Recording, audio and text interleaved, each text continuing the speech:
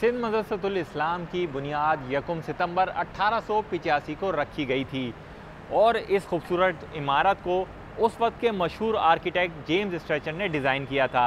और सबसे अहम इस इमारत की वजह यह है कि यहाँ से कायद आज़म मोहम्मद अली जिन्ना ने तालीम हासिल की। इस इमारत का जो बुनियाद जो है वो डाला गया था 1 सितंबर 1885 में। सूरत हाल कुछ इस तरह से थी कि उस वक़्त जो है इस ख़ित्ते में एक ऐसे तालीमी इदारे की अशद ज़रूरत थी जो मॉडर्न हो, जदीद हो, जो मतलब रीजनल लैंग्वेज के अलावा एक इंग्लिश ज़ुबान में भी जो तालीम दे।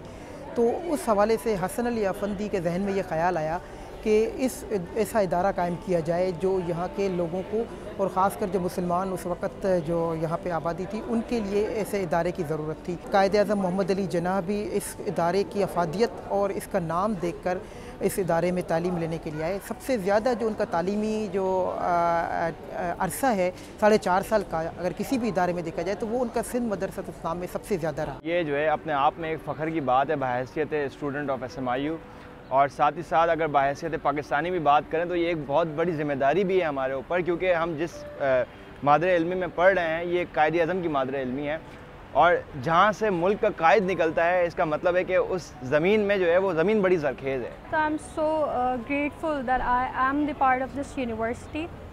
और इससे ज़्यादा बाइस फ़ख्र बात क्या होगी कि कायद आज़म मोहम्मद अली जिन्ना यहाँ से पढ़ के निकलें, और जब ऐसे लीडर जहाँ से निकलते हैं फिर आप स्टूडेंट से भी ये एक्सपेक्ट कर सकते हैं कि वो उतनी ही जो है वो उस लेवल पे आएंगे, क्योंकि इंस्टीट्यूट की वजह से भी।